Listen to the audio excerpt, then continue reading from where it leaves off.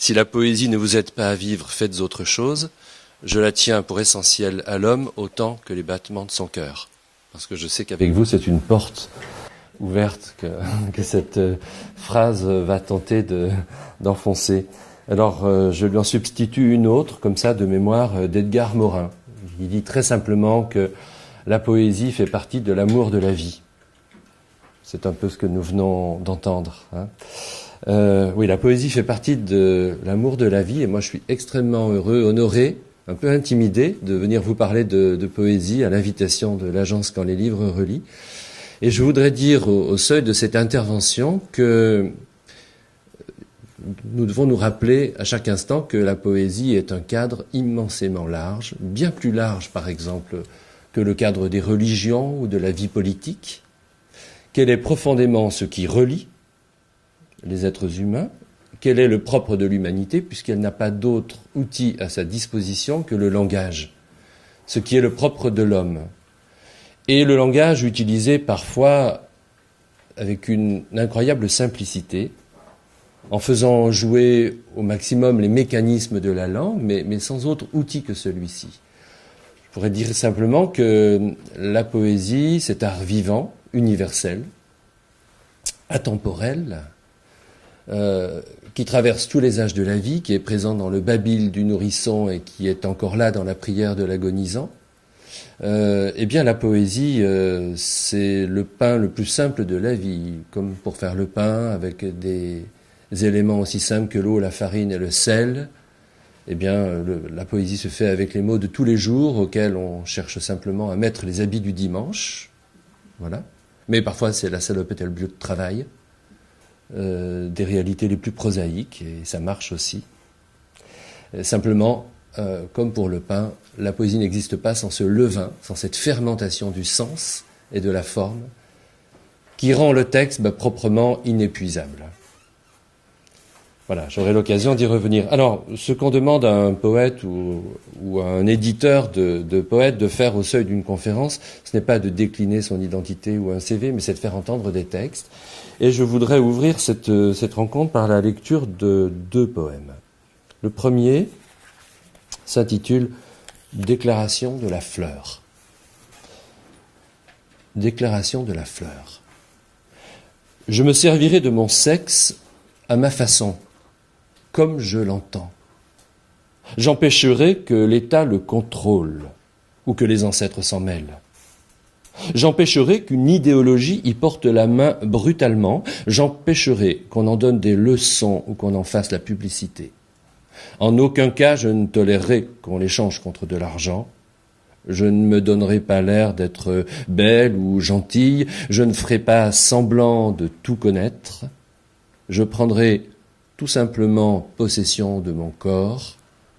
Sous le ciel, au pays de la poésie, je suis fleuri.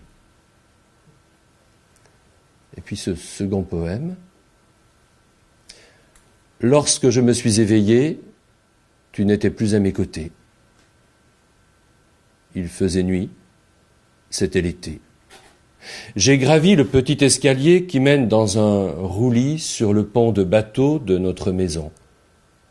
Tu n'étais pas dans la cuisine, tu n'étais pas dans le salon. Une porte était restée entr'ouverte. Je l'ai poussée comme un soupir. L'ombre de l'oranger a mangé mon visage. Tu dormais dans le jardin sur un grand drap bleu de nuit. Le vent jouait encore avec les étoiles.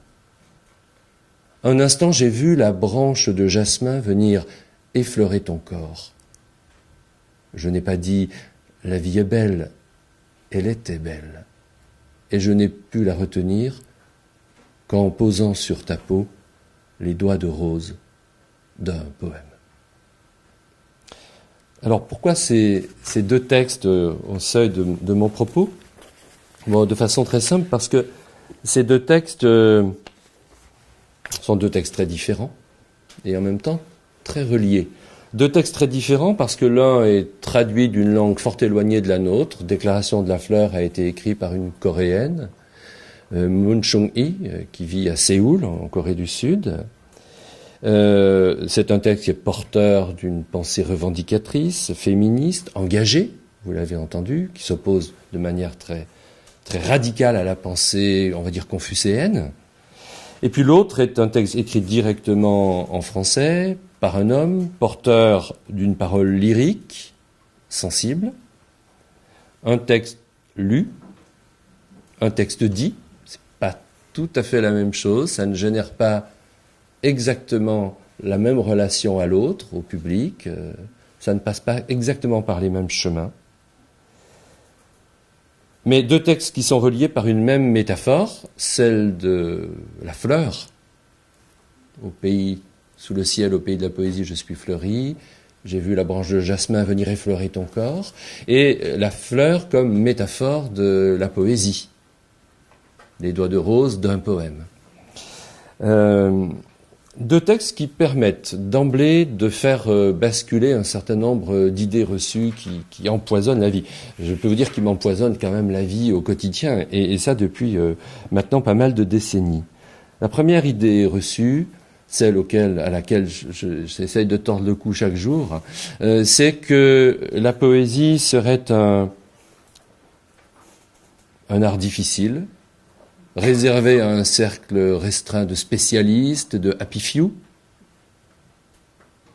Certains ne sont pas loin de penser qu'il faut avoir une agrégation de lettres, de grammaire ou de linguistique pour accéder à la poésie. Et j'ai même pu lire, il y a quelques années, dans la bouche, sous la plume d'une des grandes voix de la pensée contemporaine, que les poètes disposaient désormais de nouveaux outils issus de la sémiotique, de la linguistique énonciative, du structuralisme, et qu'ils allaient désormais pouvoir pratiquer une révolution purement formelle qui nous débarrasserait des luttes sociétales et idéologiques. Si seulement. En tout cas, voilà, il y a cette idée que la poésie serait quelque chose de fermé, le noyau dur de la littérature de la littérature, mais comme le noyau d'une amande, si dur qu'on ne pourrait pas y accéder, inaccessible, fermé, insécable, inoxydable, faite par des gens aussi qui ne seraient ni lus, ni compris, ni aimés, et donc géniaux. Voilà. La seconde idée, et c'est la raison pour laquelle j'ai choisi ces deux textes, c'est que la poésie serait apparentée à la sensiblerie, donc féminine en son essence, enfantine dans sa pratique, lieu de lecture faite par des vieilles dames à la voix chevrotante, vous voyez, ou de récitation annonnée par les enfants depuis toujours, et parfois même support des activités mémotechniques, comme si la poésie était là pour tirer sur l'élastique de la mémoire, par exemple.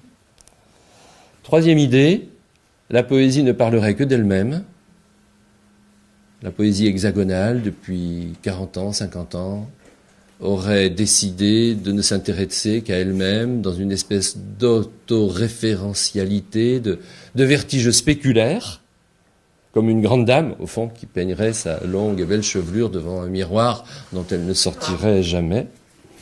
Alors, vous avez remarqué que les deux textes que j'ai lus, sont des textes qui parlent de la poésie. Mais est-ce que ce sont des textes qui nous enferment dans ce rapport narcissique à l'écriture et à la poésie? Je ne crois pas. Que le texte le plus sensible des deux, le second, celui qui est le plus sur la vibration d'une émotion, ait été écrit avec des mots simples, accessibles à tous par une espèce d'ours que vous avez devant vous et avec ses 90 kilos, devrait vous rassurer quand même sur au moins deux des points que je viens d'évoquer. Quant au troisième, la poésie parlant de la poésie, eh bien on voit bien que Mun Chung-hee et moi-même parlons de la poésie pour parler d'autre chose, très clairement. Le sexe des femmes, je pourrais dire cette terre de ton corps qui n'appartient qu'à ton corps, et Dieu sait que cette parole elle est fondamentale aujourd'hui. Et puis la difficulté d'arrêter la beauté fugitive du monde dans lequel nous vivons.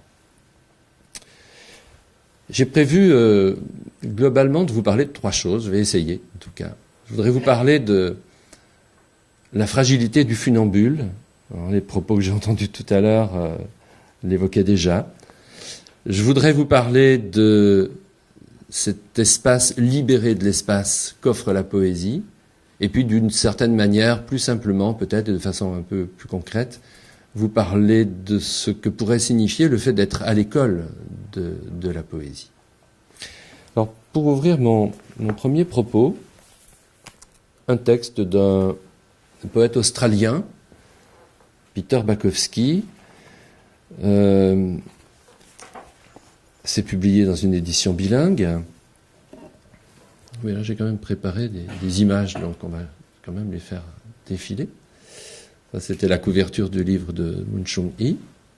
Et voilà celle de Peter Bukowski, Le cœur à 3 heures du matin. Alors, Peter Bukowski qui écrit des ultra short poems, des poèmes ultra courts. Alors, par exemple celui-ci, parfois météo intérieure, parfois tes pensées peuvent te faire pleurer, parfois tes pleurs peuvent te faire penser. Ou bien cet autre court poème, l'adolescent, ses parents le comprennent un peu moins à chaque piercing. Et puis, celui-ci un peu plus tremblant dans sa signification, et donc forcément plus riche, peut-être plus subtil. Asile, on peut se reposer à l'ombre d'un arbre, mais pas à l'ombre d'une hache. Et ce poème que je voulais vous lire, L'écolier bègue. École primaire de Saint-Bède, 1960. Pris au lasso par le regard du maître qui lui pose la première question de la leçon. Chemise poignardée de sueur, chaussettes effondrées, planté entre 2 rangées, il garde les yeux fixés sur le pupitre, son radeau. Il ne sait que faire de ses mains, ne sait que faire de ses frissons. Essayant de répondre, il se heurte aux épines de chaque syllabe, à la prison de sa bouche. Les autres élèves regardent par la fenêtre, scrutent les cartes et l'encre sur leurs doigts. Ils évitent le garçon paralysé dans cette énigme, le garçon qui chute du cheval de la langue. Voilà, c'est un texte dans lequel beaucoup d'enfants, d'adolescents peuvent se reconnaître. C'est un texte qui, personnellement, me rappelle la manière dont je suis arrivé à la poésie. On arrive rarement à la poésie par l'excellence scolaire. Je ne sais pas si vous l'avez remarqué. Parfois même, je ne dis pas que c'est incompatible, fort heureusement, non. Mais on sait bien qu'avec la poésie, il faut un peu se méfier de l'intelligence. Elle nous permet de relativiser la toute-puissance de ce critère, le quotient intellectuel, l'intelligence pure.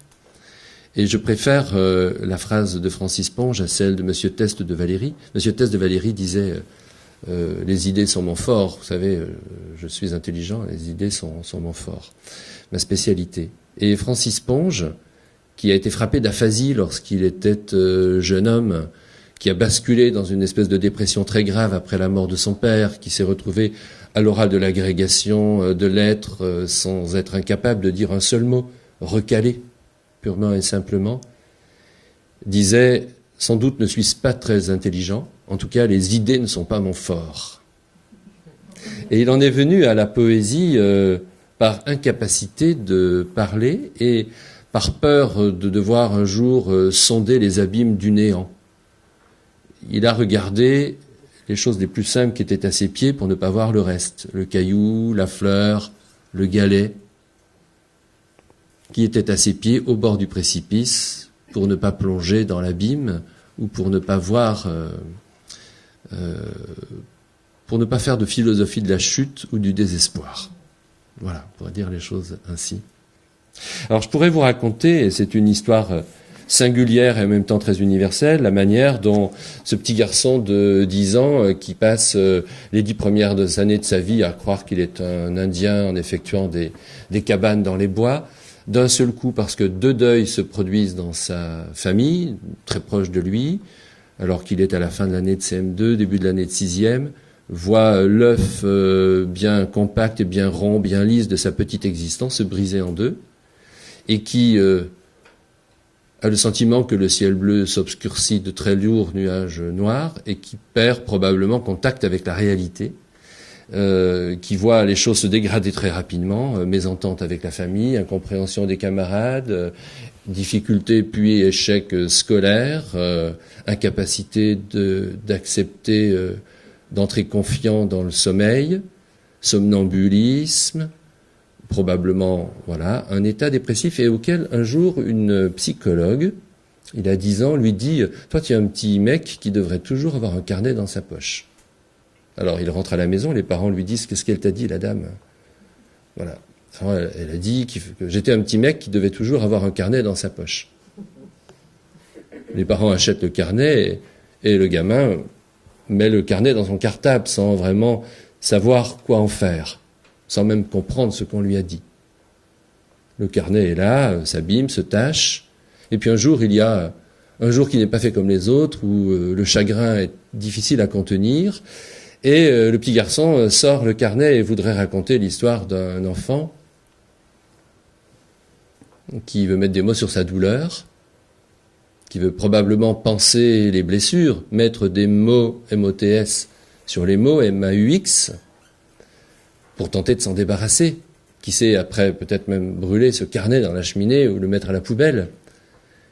Et qui commence à raconter l'histoire d'un garçon qui est avec sa famille sur un lac de montagne avec des eaux transparentes, et puis un orage arrive où un monstre marin surgit des flots, la barque se retourne, c'est la catastrophe. Mais voilà, il ne sait pas s'il faut dire « je » ou « il a le sentiment que s'il dit « il ne parviendra jamais à raconter sa propre histoire, et que s'il dit « je », mais tout le monde va le reconnaître, tout le monde va savoir de quelle famille il s'agit dans le village ou le quartier. Et puis, il a des difficultés majeures avec l'emploi des temps verbaux. C'est si compliqué, la langue française. Tous ces temps, le passé simple, imparfait, le plus que parfait, la mise en récit d'une histoire. Ça pose des problèmes de narratologie immédiatement très complexes. D'ailleurs, les écrivains, parfois, eux aussi, ont du mal. Et finalement, il a le sentiment d'être un peu comme ce mille-pattes qui découvre la complexité de son système de locomotion et qui n'arrive plus à avancer. Ça, c'est un classique de la vie humaine, non ? Je crois. Voilà. Et ce qui vient le tirer d'affaire, c'est la poésie. Comme un petit rayon de soleil qui passe à travers, comme un fil d'or qui descend du ciel à travers ces lourds nuages noirs, la poésie, un poème qui surgit comme ça entre ombre et pénombre dans l'avant-sommeil. Un poème qui dit ceci: qui sont les flamants roses, des funambules roses, une boule de plume qui dort au clair de lune, oiseau, étrange et beau. Peut-être bien qu'il y avait 20 fautes d'orthographe, une par mot, dans le texte. Peut-être bien que le texte était écrit verticalement, les mots les uns en dessous des autres, sans que l'enfant ait eu conscience qu'il essayait de faire une sorte de calligramme, de représenter la silhouette de l'oiseau. Et peut-être bien aussi, et c'est même une certitude, que un mot a été pris pour un autre, que l'enfant en question ne savait pas ce qu'était un funambule et qu'il a voulu parler du somnambule qu'il était et pour lequel les parents s'inquiétaient, disant au médecin « mais ce garçon-là va finir écrasé dans la rue ou on va le retrouver en pyjama devant l'école. » Bon. Voilà. Et donc le fait de prendre un mot pour un autre, c'est là que commence le miracle de la poésie. Dire funambule pour somnambule, c'est juste le plus beau cadeau que l'on puisse recevoir. Et notez au passage que le funambule, mais c'est celui qui va prendre de la hauteur, qui va monter sur un fil, qui va tenter de trouver un équilibre, qui va progresser sans même s'en rendre compte entre pesanteur et légèreté, dans un équilibre précaire, mais qui va s'affirmer pas à pas, peu à peu, mot à mot. Notez aussi au passage que l'écriture c'est une ligne, c'est un fil, ce n'est rien d'autre qu'un fil tracé sur la page. fait d'aller et de retour. Et que écrire de la poésie, c'est cela. C'est se mettre sur le fil et tenter de lui faire confiance. C'est d'être sur un chemin qui n'est pas nécessairement tracé, même si le fil est là devant soi, ça reste une ligne de vie invisible, incertaine, indécise. Et que la fragilité, c'est la grande force de la poésie. C'est la raison pour laquelle elle est un cadre plus large que les religions, qui ont besoin du dogmatisme, d'une vérité toute puissante pour se tenir en équilibre, pour se tenir debout. Non, non, la poésie se tient verticale. La poésie, c'est un instant vertical. C'est une succession d'instants verticaux et qui trouve sa verticalité dans la fragilité. C'est la raison pour laquelle elle n'est pas du côté de l'assertion, de l'idéologie, mais du côté de l'être sensible, malléable, indécis, et qu'elle permet, un peu comme l'histoire de ce jeune enfant somnambule devenu funambule, de passer au-dessus des peurs, du vide, de prendre de la hauteur, de changer la douleur en douceur.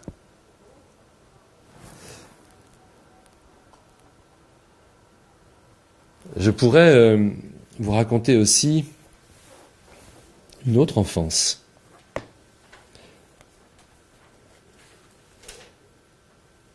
Regarde ma bien-aimée comme te regardent mes mains attristées, tels deux enfants orphelins qui pleuraient dans le soir sans pain et s'endormirent en tremblant sur la neige. Elles avaient froid, mais ne mendiaient pas.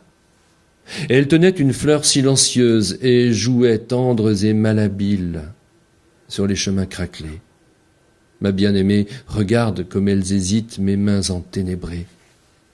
Ou bien encore, voilà, il est ici le bureau d'ébène de l'ancêtre qui eut des domestiques en nombre et nombreux chiens de chasse, et il avait aimé nombre de dames souffrantes aux cils dorés et à la peau soyeuse.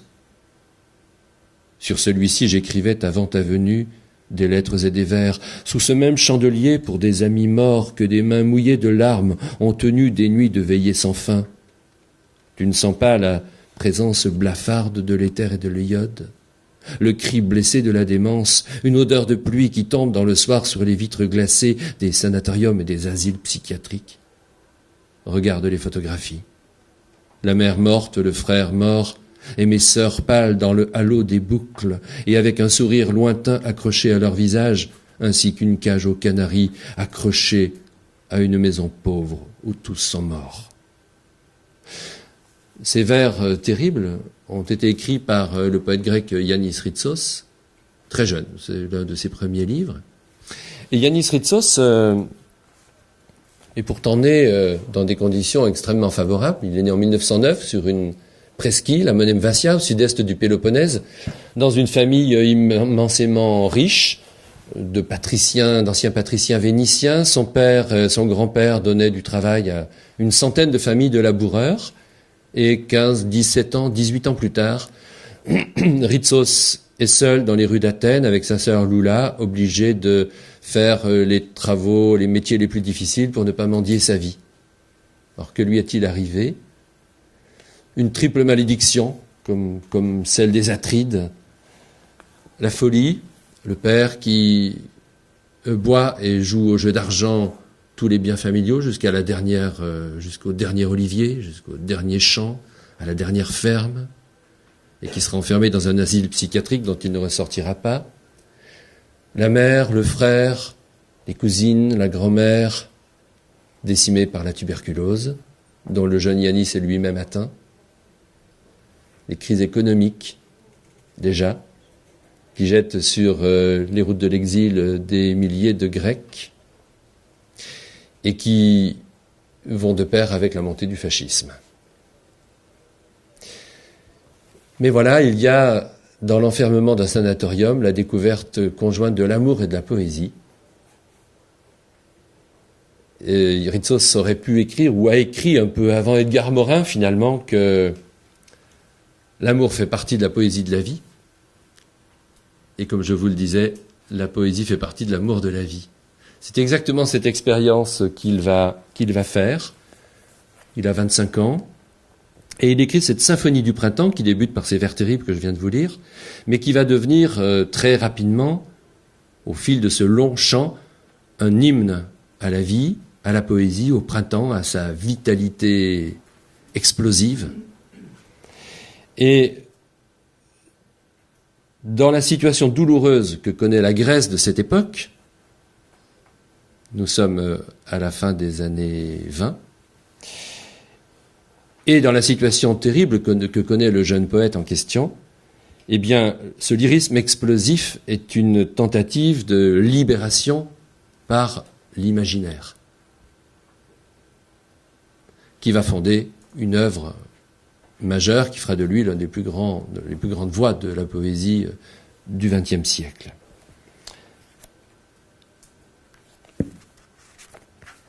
Laissons de côté l'enfance malheureuse et venons-en aux dernières lignes de ce texte, qui me semble être l'antidote de tous les désespoirs. Le monde resplendit hors de ta tristesse, lumière et sang, chant et silence. Mes chers semblables, comment pouvez-vous encore vous courber? Comment pouvez-vous ne pas sourire? Je me lave la lumière, je sors sur le balcon nu pour respirer à fond l'air éternel aux fortes senteurs de la forêt humide, au goût salé de la mer infinie. Le monde resplendit infatigable, qu'il soit regardé.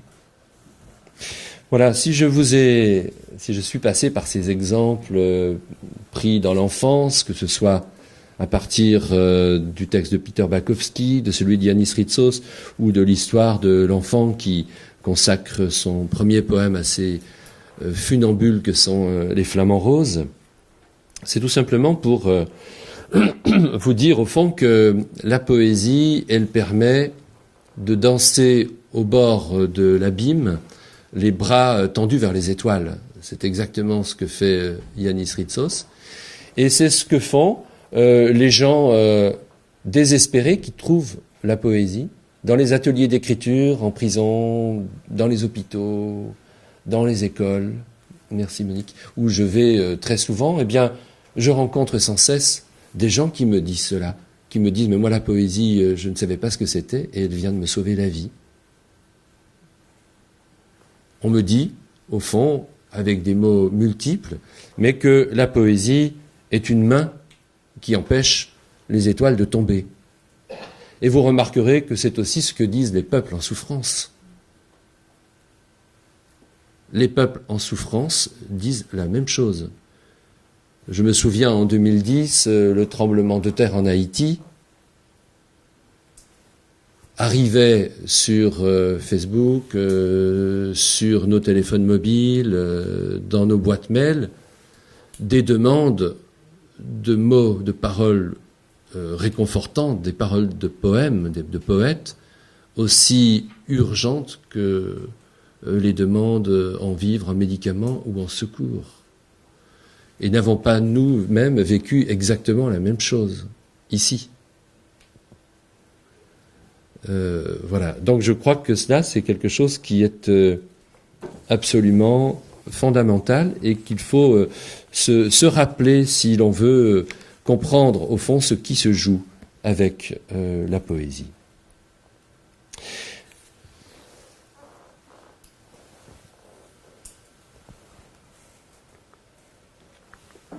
Alors la poésie me paraît être, je le disais tout à l'heure en préambule, un espace libéré de l'espace, et plus précisément un espace libéré de l'espace où s'invente en permanence la mémoire, l'origine, l'avenir, la relation à l'autre. Et je voudrais le montrer sur un certain nombre de points très très simples. Et je voudrais d'abord, puisque c'était un peu l'intitulé de mon intervention, vous dire que C'est d'abord dans la question de la relation entre soi et l'autre que se joue avec la poésie quelque chose de tout à fait fondamental. La poésie, c'est ce que montrent toutes les poésies du monde, permet de parcourir le monde, bien entendu, la culture, la connaissance, les langues. Bon, le fait de publier des poètes venus du monde entier, évidemment, c'est comme si nous offrions le portulan permanent de voyages imaginaires, de voyages immobiles au lecteur. Mais au-delà de cela, la poésie permet de se parcourir. Au-delà des frontières territoriales, linguistiques ou religieuses qui séparent les hommes. Au-delà de cette bien curieuse, quand on y réfléchit, et tyrannique distinction entre soi et l'autre. Je suis toujours un peu surpris par cette distinction très radicale entre soi et l'autre. Alors que nous sommes autres que nous-mêmes, ou nous-mêmes devenant autres dans l'empathie, que nous le sommes dans le vieillissement, dans l'adolescence, par la grossesse, par le rêve, par la folie, par l'enfance revisitée, etc. Donc je vais simplement rappeler que la poésie, c'est précisément ce qui permet de se penser soi-même comme un autre. Et que c'est peut-être ainsi que nous devrions prendre cette phrase d'Arthur Rimbaud qui a fait couler tant d'encre pendant plus d'un siècle, « Je est un autre ». Et si Rimbaud ne disait que cela, finalement, d'abord cela, la poésie permet de se penser soi-même comme un autre. Et c'est la raison pour laquelle il n'y a pas de place en elle pour le racisme, la xénophobie, l'antisémitisme. Ça n'existe pas, c'est incompatible avec la poésie. Alors, des idéologues fous peuvent se servir d'une forme poétique, mais ce n'est pas tout à fait la même chose. Et encore, c'est rarissime parce que ce n'est pas très efficace. Non, la poésie, elle est l'espace démocratique par excellence, puisque elle conçoit, invente des objets de langage qui grandissent dans les mains du lecteur. Elle offre un pain de mots dont les levains vont fermenter dans la bouche ou les oreilles de celui qui le reçoit. La poésie, en réalité, est un espace, ouvert et offert à la liberté d'interprétation d'autrui. De sorte qu'il faut être deux pour faire un poème. Il faut quelqu'un pour l'écrire et il faut quelqu'un pour le lire. Et le poème qui n'est pas lu est un poème qui ne vit pas. C'est un texte qui perd une partie de son sens et même de sa forme. Le regard du lecteur ou l'oreille du lecteur féconde le texte. René Daumal disait au début du XXe siècle que le poète est le père, le lecteur est la mère et le texte est leur enfant. Je trouve que cette phrase est d'une grande pertinence. Et je voudrais, pour l'illustrer, vous lire un ou deux textes qui disent cela, avec là aussi des mots très simples et qui sont tirés de cette petite anthologie intitulée « Chants du métissage ». Je commence par quelques fragments d'un texte de Tahar Benjeloun qui a été souvent publié dans des anthologies ou dans des manuels scolaires. Tahar Benjeloun dit ceci: « Chaque visage est un miracle. Un enfant noir à la peau noire, aux yeux noirs, aux cheveux crépus ou frisés est d'abord un enfant. Un enfant blanc à la peau rose, aux yeux bleus ou verts, aux cheveux blonds ou raides est d'abord un enfant. L'un et l'autre, le noir et le blanc, ont le même sourire quand une main leur caresse le visage. quand on les regarde avec amour et leur parle avec tendresse. Ils verseront les mêmes larmes si on les contrarie, si on leur fait mal. Et d'ajouter, il n'existe pas deux visages absolument identiques. Chaque visage est un miracle. Parce qu'il est unique, deux visages peuvent se ressembler, ils ne seront jamais tout à fait les mêmes. La vie est justement ce miracle, ce mouvement permanent et changeant qui ne reproduit jamais le même visage.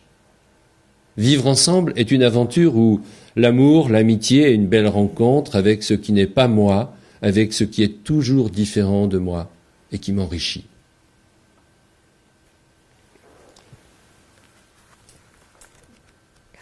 Autre exemple, petit texte que j'emprunte cette fois à une poète franco-iranienne qui s'appelle Azadeh Nishapur et qui dit ceci.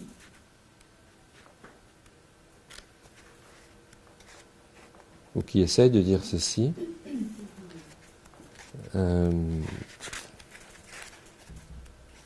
Les poèmes bougent à l'intérieur des livres. Énigme. Heureusement que les miroirs sont différents. Sinon, on se ressemblerait comme deux gouttes d'eau. On pourrait même se prendre pour soi-même. Il ne manquerait plus que de se croire unique. Et puis, un texte d'Yvon Lemaine, un poète français qui vit en Bretagne, et qui dit ceci, « Inconnu mais pas étranger. Depuis longtemps, nos langues nous séparent, malgré les montagnes, les plaines, les rivières que nous avons grimpées, traversées, longées. Depuis longtemps, nos dieux nous séparent, malgré le désert, le ciel, la mer que nous avons priés. Le pommier est-il l'étranger du pin, l'oranger celui du chêne? Le reflet du peuplier dans la rivière de Castille est-il plus clair que celui du bouleau dans un lac de Finlande? La neige qui tombe à Odense, au Danemark, le jour de Noël, est-elle plus blanche que celle qui tombe des rêves du Touareg à Bamako le jour de l'Aïd? La lune que je contemple ce soir dans l'hémisphère nord est-elle plus ronde que celle qu'on ne voit pas ce soir dans l'hémisphère sud? Depuis longtemps, nos langues nous attirent, grâce au pain, au chant, que nous partageons autour de la même table, et la main qui m'ouvre le chemin dans ce pays où je me perds, mais plus proche que celle qui menace dans mon pays où l'on se perd. Dès que de l'autre côté de la route qui relie nos villages, nos quartiers dans notre ville de notre pays, ils font de l'inconnu un étranger. Ces textes nous disent au fond que nous vivons sous un même ciel, qui, lui, ne connaît pas le partage des territoires, la fragmentation de l'humanité en une multitude de clans.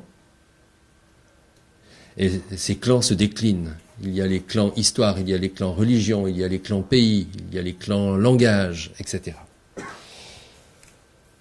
Et comme Francesca le disait tout à l'heure, de ces voyages autour du monde, eh bien, effectivement, l'éditeur de poètes ramène non pas des pierres précieuses ni du pétrole, mais des voix de poètes. Et s'occuper d'une maison d'édition exclusivement vouée à la poésie, ben effectivement, on ne devrait pas appeler ça une maison d'édition, on devrait appeler ça un bateau d'édition, puisqu'il faut être constamment en mouvement. Et vous savez bien que les petits bateaux peuvent traverser les océans, vous le savez. On n'a pas besoin d'avoir un transatlantique, attaché à une multinationale pour pouvoir traverser les océans. Les petits bateaux le font très très bien, et parfois même mieux. Voilà. Et ces voyages autour du monde qui permettent de découvrir des voies, parfois les plus improbables, comme celle-ci, celle de Rita Mestokosho. Rita Mestokosho, c'est une poète amérindienne Innu. Les Innus, pas les Inuits, vivent sur la rive nord du Saint-Laurent. Ils ne sont plus que 15 000 à parler cette langue. 15 000, traçons un petit cercle autour de nous, on va pas loin, on va même pas jusqu'à la gare Montparnasse. 15 000 personnes parlent cette langue et des poètes parviennent à la faire entendre sur la place du monde. C'est le cas de Rita Mestokosho que j'ai eu le bonheur de publier dans sa langue maternelle, traduite en français avec des photographies formidables d'une photographe française qui a partagé son quotidien avec les Inuits. Et je voudrais vous faire entendre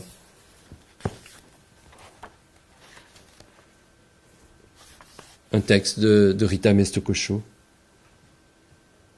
Moi, je vous parle du Nord, à la manière des pas des ancêtres, silencieux et respectueux, des pas qui touchent les saisons, des pas qui gravissent les montagnes, des pas qui connaissent le silence, car je connais le Nord pour avoir écouté, dans des grands moments de froid, dans des instants uniques d'été, j'entends le saumon qui monte les rivières. J'entends toujours les chants des arbres et le ciel appelle toujours les étoiles. Moi, je vous parle du vrai Nord. Toi qui ne vois pas le Nord, toi qui vis dans un rêve matériel, ton regard ne va pas loin, regarde au-delà de tes ambitions. Dis-moi, où va aller le vieux caribou, mon grand-père l'ours et mes grands frères les loups? Dis-moi aussi où vont nager le castor et les poissons, le grand aigle royal qui touche le ciel. Vas-tu les mettre en pâturage ou tout simplement les ignorer? Est-ce que tu vois mes pas marchant sur la terre, notre mère de tous les jours? Tu ne marches pas dans le vide.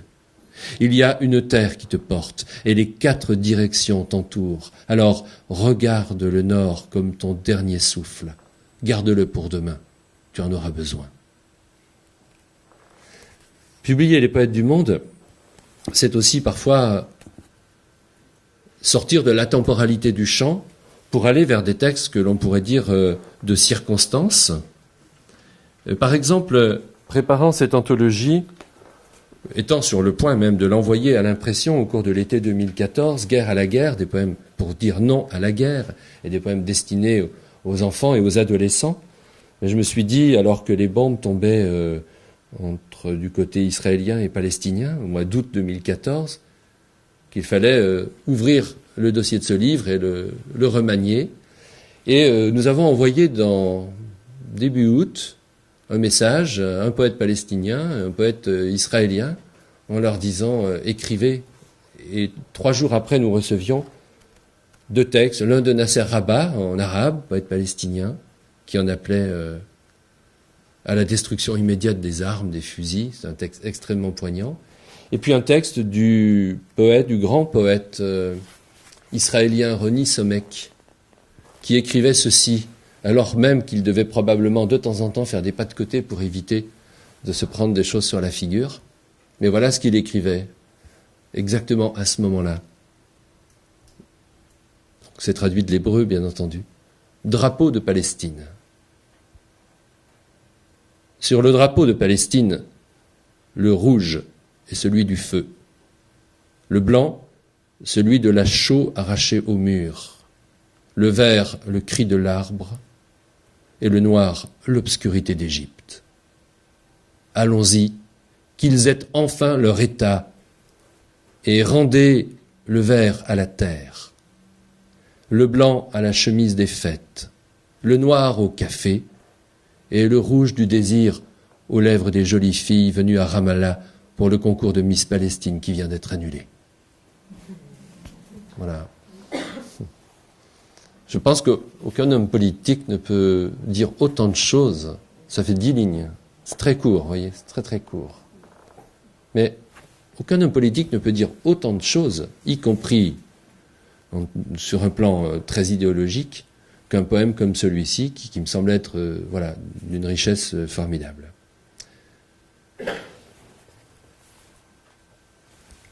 Troisième point, si la poésie est un espace libéré de l'espace, c'est aussi parce qu'elle s'adresse en fait au plus grand nombre.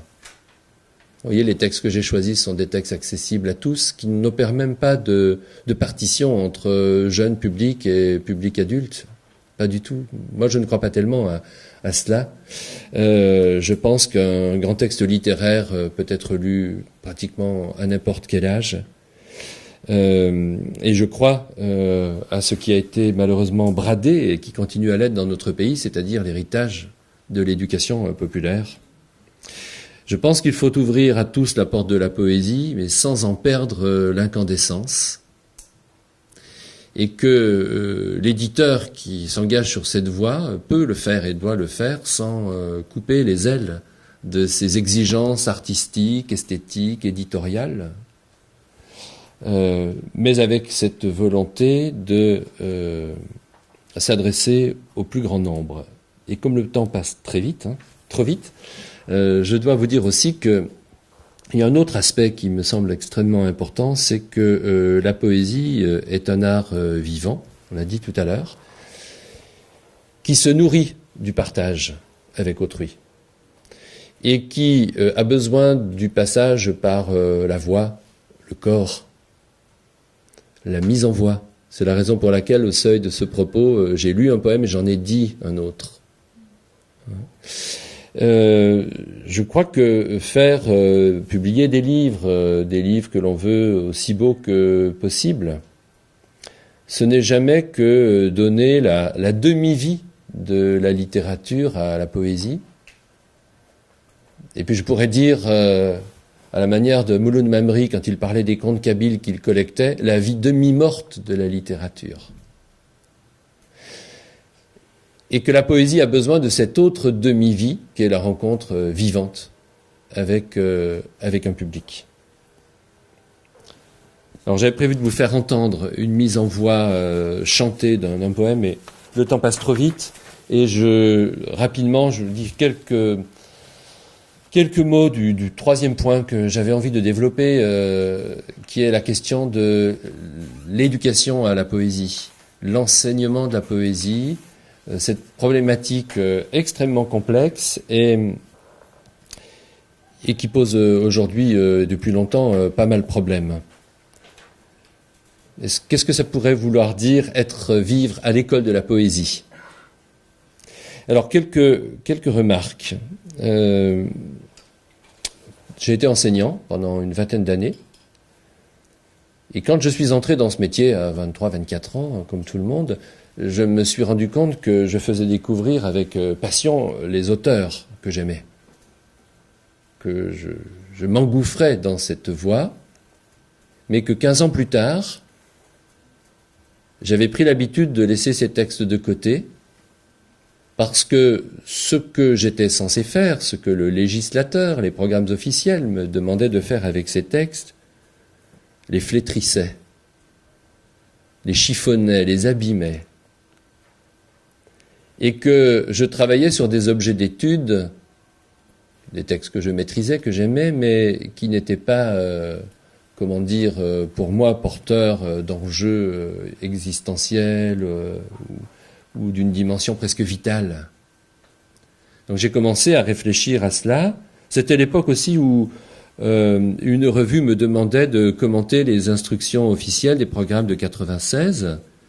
Et par exemple, je me souviens très bien qu'on m'avait demandé de faire un article pour expliquer aux professeurs en charge des classes de 6e comment expliquer la distinction, puisque c'était des intitulés de tête de chapitre de programme, entre l'énoncé ancré dans la situation d'énonciation et l'énoncé coupé de la situation d'énonciation.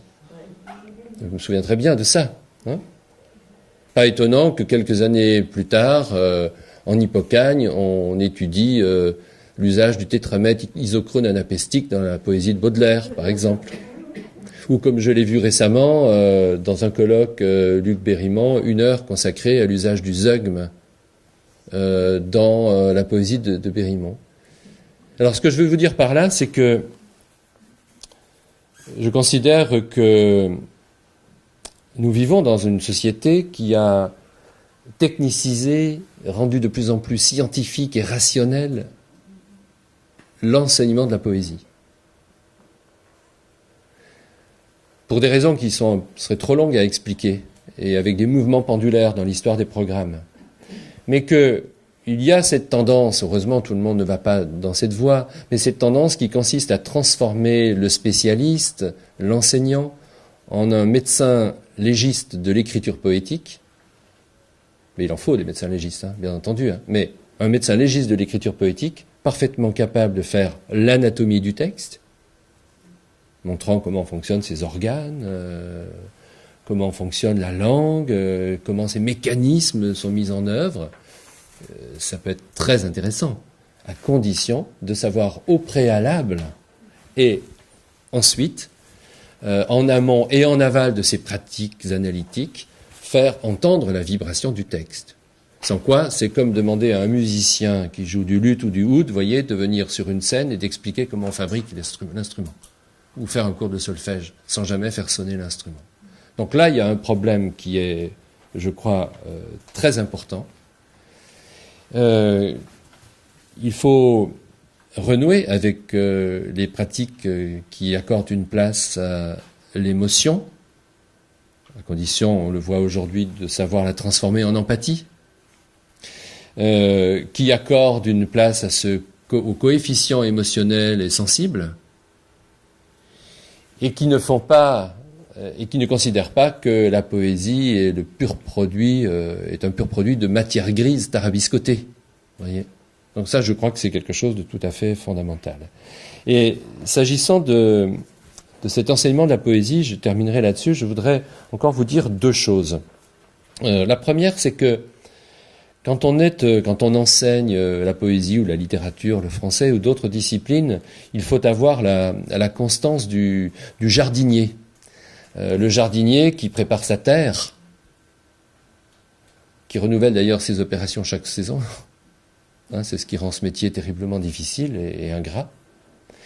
Qui sème, qui tente de semer au meilleur moment et qui sait que entre le moment où l'on sème et le moment où l'on voit la croissance de la plante, eh bien, un long temps peut se passer, que toutes les graines ne germent pas de la même manière, et qu'il faut ensuite veiller à ce que la croissance d'une plante ne vienne pas gêner celle qui est à côté d'elle, et puis qui constamment est obligé de refaire ses outils, de réaffûter ses outils, d'intégrer de nouveaux outils pour travailler sa terre. Donc il faut cette constance du jardinier, et la poésie ou la présence d'un poète dans la classe, ou dans une médiathèque, ou dans un lieu culturel, c'est la chance qui est offerte, je file ma métaphore, de pratiquer, de créer du végétal, entendez, créer du texte, créer du sens, de façon plus rapide que par le semis.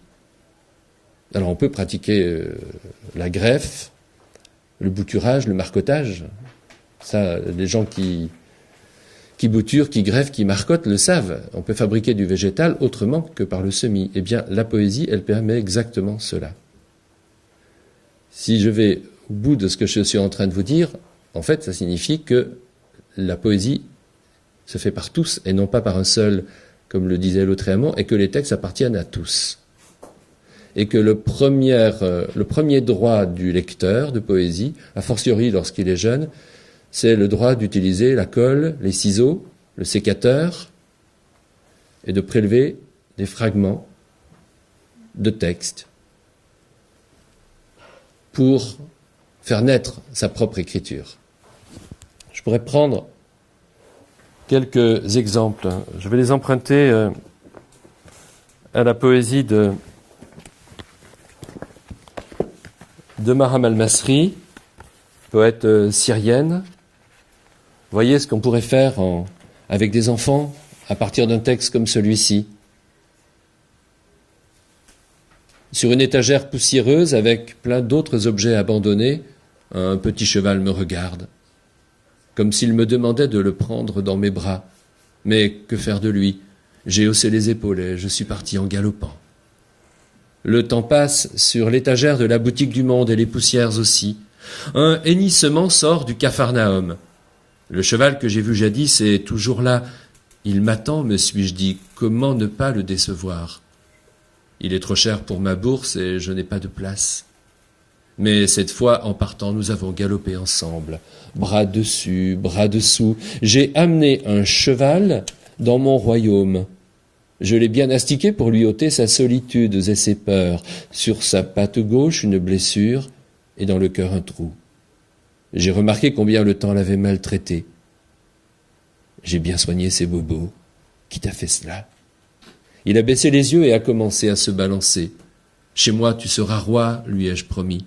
Et près du lit, je l'ai fait dormir. Je ne voulais pas lui donner de mauvaises habitudes, comme on le fait avec les hommes, les chiens ou les chats. Ce matin, mon cheval me demande de sortir. Il me dit que ma chambre est trop petite, qu'il a besoin des champs, des montagnes, des arbres et l'odeur de la liberté. Ô petit cheval de bois, fais comme moi, rêve. Arrête de me regarder avec tes yeux doux. Dois-je croire que tu me vois? Arrête de me parler. Je ne comprends pas la langue des chevaux. Arrête de me donner des coups de pied. Tu veux peut-être que je t'embrasse? Ô petit cheval de bois, penses-tu que mon sourire te transformera en prince? Cheval de bois, ton visage pourtant me sourit. Ou bien, cet autre texte, plus grave, et avec lequel j'ai eu l'occasion de pratiquer des ateliers d'écriture avec des enfants et des adolescents. C'est le premier texte d'une longue série de poèmes consacrés à la situation de la Syrie, des poèmes écrits à partir des images que l'auteur en exil voit sur Facebook ou YouTube. Sur le mur d'une école, le mot liberté a été écrit avec de la craie sur les petites mains des écoliers. Sur le mur d'une école, le mot liberté a été écrit avec de la craie blanche par les petites mains des écoliers. Sur le mur de l'histoire, la liberté a écrit leur nom avec du sang. Voilà. Je n'ai pas besoin de développer, mais on voit bien comment on peut prendre un mot, une strophe, la structure même du poème, pour permettre à des enfants, des adolescents d'entrer dans l'écriture. Voilà. Je termine simplement en vous disant que la poésie n'est pas enfermée dans un coffre. Elle n'est pas enfermée dans un coffre comme un trésor de sens, de sagacité, d'esthétique, ce que vous voudrez. Le coffre supposerait le maniement d'une serrure et le détenteur d'une clé. Ce n'est pas ainsi qu'il faut voir les choses. Mieux vaut voir la poésie comme une grève à marée basse, encore luisante de la présence de la mère qui vient de se retirer, ou du père, c'est-à-dire de l'auteur, sur lesquels déjà des enfants ou des oiseaux vont pouvoir tracer d'infinis parcours, des parcours parfois même contradictoires les uns avec les autres. Voilà, mêler cet espace ouvert et offert à la liberté d'interprétation et à la liberté d'autrui tout simplement. Voilà, je vous remercie.